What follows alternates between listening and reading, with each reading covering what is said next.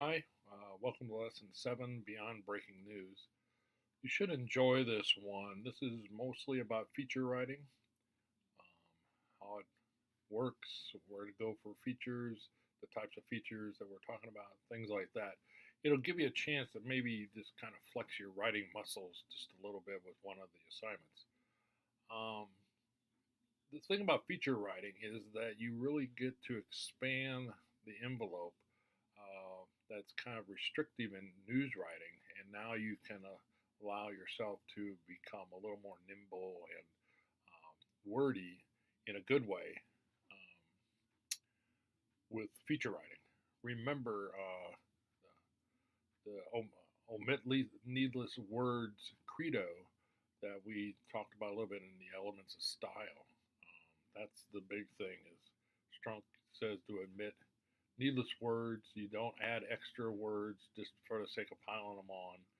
Just like you wouldn't add extra herbs and spices to a dish, and you wouldn't add extra paint to a painting until you get mud.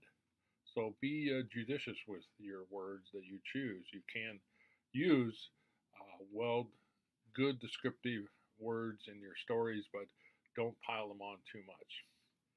So mainly, most of this assignment surrounds the feature story about Roger Ebert, the late movie critic for the Sun Times in Chicago. This was written by Chris Jones, and I've talked to him a little bit about his approach to this story.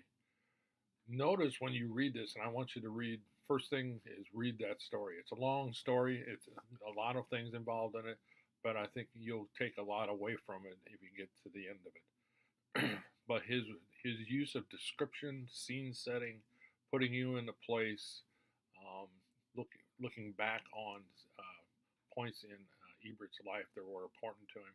It's just a well-rounded and complete feature story that I think you'll learn a lot from. After you do that, you can spend some time in the discussion room to talk about your favorite portion of the story and talk about why what it did, what were the scene setting devices, what was the dramatic impact, what impact did it have on you, those kinds of things. Try to pick up some of the devices and different English abilities that were used in that story. That's one part. Now, the other part is going to take a little effort on your part.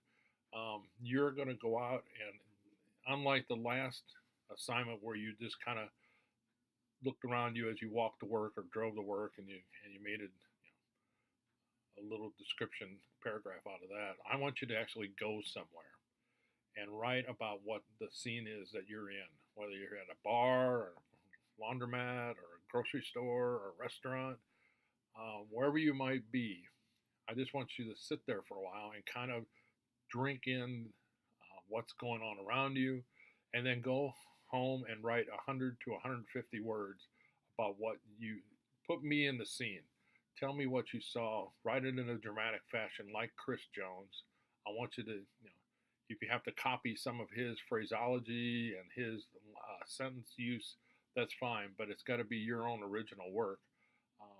But I'm a big Stephen King fan. I try to emulate Stephen King in a lot of my stories. Just the way he describes things and scenes and actions and dialogue. If you can pick up some dialogue, put it in there. Whatever you can do to give me 100 to 150 words of good sound description of a scene that you were in and you were at.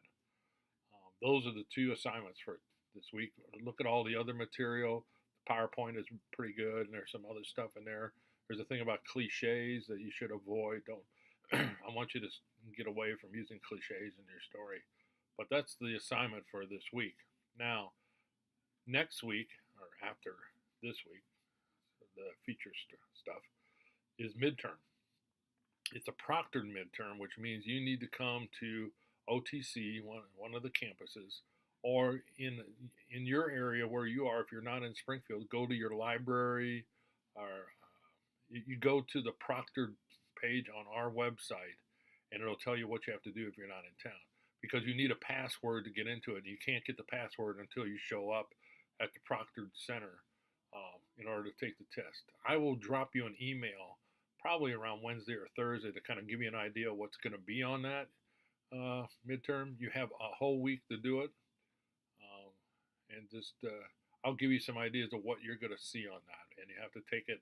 It ends up being on our website, but you can't get into it until you use the password.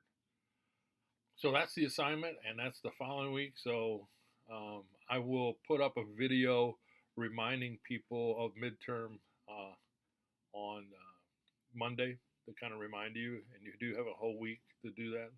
So, and then we're on spring break, I think, after that. So, maybe a bit before we talk, but I'll send you out emails to kind of keep in touch. Until then, see you later.